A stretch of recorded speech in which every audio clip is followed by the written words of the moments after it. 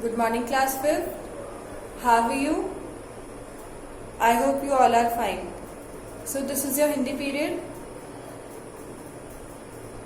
Take out your Hindi language book, Kanak.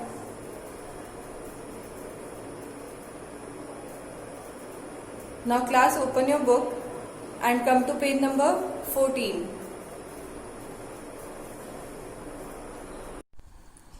So class, read question number 3 of page number 14. दिए गए अनुच्छेद को पढ़िए और रंगीन संज्ञा शब्दों को सही स्थान पर लिखिए। ये अनुच्छेद दिया गया है, मतलब एक स्मॉल पैराग्राफ दिया है। इसको आपको क्या करना है, रीड करना है, पढ़ के फिर जो रंगीन मतलब कलर्ड शब्द जो लिखे हैं वो संज्ञा शब्द हैं, उनको आपको सही स्थान पर लिखना है। 3 टाइप्स की संज्ञा होती है ना, व्यक्तिवाचक, जातिवाचक और भाववाचक। तो आपको बताना है कि कौन सी संज्ञा कौन सी है, ठीक है। तो हम यहाँ पे लिखेंगे वो। पहले हम इसको रीड कर लेते हैं अच्छे से। मैं हर्षित दिल्ली में रहता हूँ। गर्मियों की छुट्टियाँ होने पर हम गांव चले जाते हैं। वहाँ मेरे दादा दादी रहते हैं। पास में नदी बहती है। सब उसकी सफाई का ध्यान रखते हैं। वहाँ आमों के बाग भी हैं, जहाँ फूलों फलों से सुगंधित हवा बहती है। हम आमों की मिठास का मज़ा लेते हैं। All right class. मैं हर्षित, हर्षित मतलब एक नाम है ना, ये किसका नाम है, एक इंसान का, एक व्यक्ति का नाम है, इसलिए हर्षित क्या हो गया, व्यक्तिवाचक संज्ञा हो गया। All right. दिल्ली में रहता हूँ। दिल्ली, दिल्ली भी संज्ञा है। कौन सी संज्ञा होगी, दिल्ली व्यक्तिवाचक संज्ञा होगी, क्योंकि हर शहर का नाम दिल्ली नहीं होता। दिल्ली एक ही शहर का नाम है ना, तो इसलिए दिल्ली क्या है, व्यक्तिवाचक संज्ञा। सो राइट डाउन दिल्ली।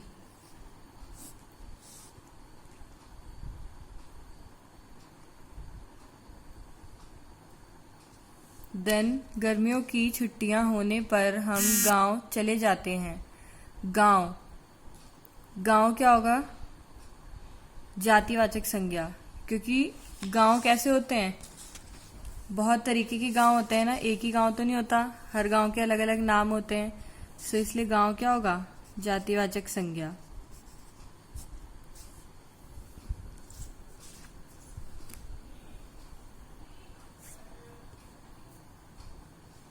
रिटर्न,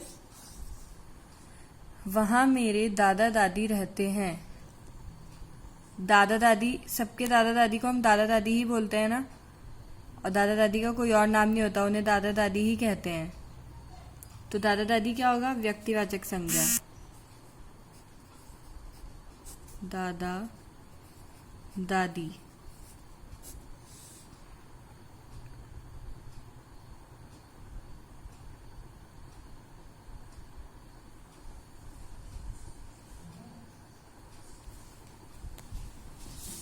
पास में नदी बहती है। नदी भी बहुत, नदियां बहुत तरीके की होती है ना, हर नदी का अलग अलग नाम होता है, तो इसलिए नदी क्या होगा, जातिवाचक संज्ञा होगा। बहुत सारी जातियां होती है ना। सो राइट डाउन नदी।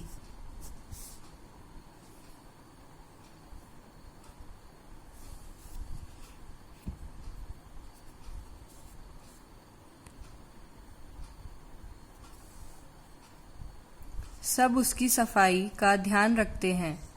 सफाई, सफाई क्या है, भाववाचक संज्ञा है।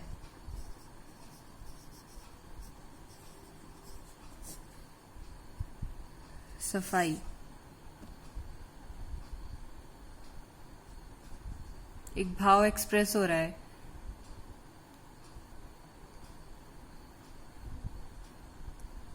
देन ध्यान, ध्यान क्या होगा, ये भी भाववाचक संज्ञा है।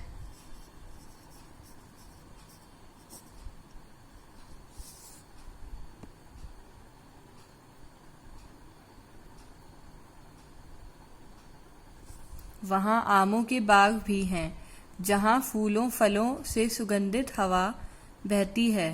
हम आमों की, आमों, आमों क्या होगा,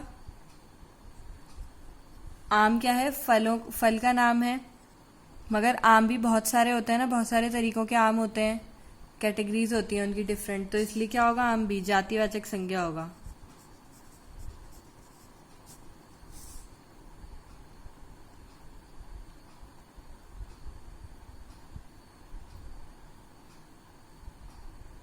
एंड द लास्ट वर्ड मिठास। मिठास क्या होगा, भाव एक्सप्रेस हो रहा है, भाववाचक संज्ञा। जैसे मैं बोलूं आम मीठा है, तो आम कैसा है, मीठा है ना, तो इसलिए मिठास या मिठाई, सॉरी मैंने मिठाई लिख दिया, erase this.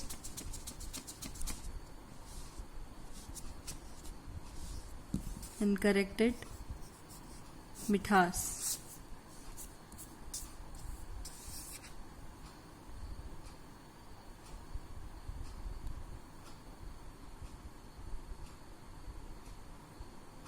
Completed? Okay, now come to page number 15. लिंग। लिंग यानी कि जेंडर। अब हम क्या पढ़ेंगे कि लिंग क्या होते हैं। लिंग आप सभी को पता है ना, जेंडर को हम लिंग बोलते हैं।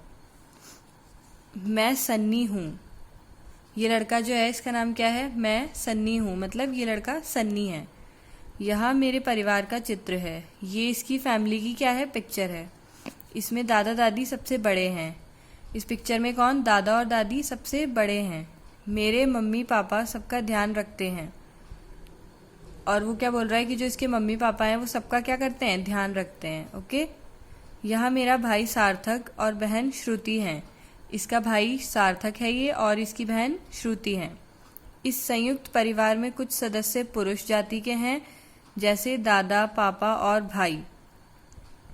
इस पूरी फैमिली में कुछ सदस्य मतलब कुछ फैमिली मेंबर्स क्या हैं, पुरुष जाति के हैं, है ना, मतलब मेल हैं, और शेष सदस्य स्त्री जाति के हैं, और कुछ उनमें से क्या हैं, स्त्री जाति के हैं, मतलब कि फीमेल्स हैं, जैसे कि दादी, मम्मी और बहन, जैसे दादी, मम्मी और बहन। ओके, इन शब्दों से उनकी जाति या लिंग का बोध होता है। इन शब्दों से हमें क्या पता चल रहा है कि वो किस जाति के हैं।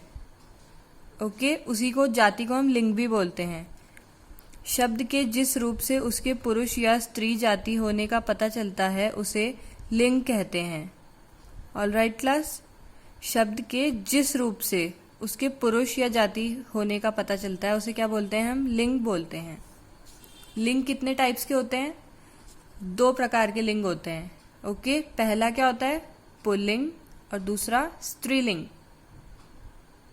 पुल्लिंग कौन होते हैं, मेल्स, पुरुष को हम क्या बोलते हैं, पुल्लिंग, और स्त्रीलिंग फीमेल्स को बोलते हैं, स्त्री को। ओके, पुरुष जाति का बोध कराने वाले शब्द पुल्लिंग कहलाते हैं, जो कि मैंने अभी आपको बताया।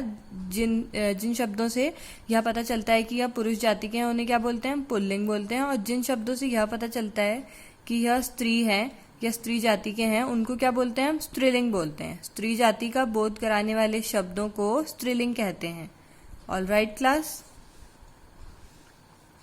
सो हमने अभी क्या पढ़ा, लिंग किसे कहते हैं, शब्द के जिस रूप से उसके पुरुष या स्त्री जाति होने का पता चलता है उसे क्या कहते हैं, हम लिंग कहते हैं।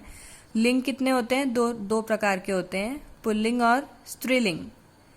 पुरुष जाति का बोध कराने वाले शब्द क्या होते हैं, पुल्लिंग कहलाते हैं, और स्त्री जाति का बोध कराने वाले शब्दों को क्या कहते हैं, हम स्त्रीलिंग कहते हैं। Alright, now you have to read this half page at your home. Okay, और अगर आपको कुछ भी दिक्कत होगी तो आप मुझसे पूछोगे। Okay class, and also you have to do question number 3 in your notebook, Hindi language notebook. Okay, as your homework.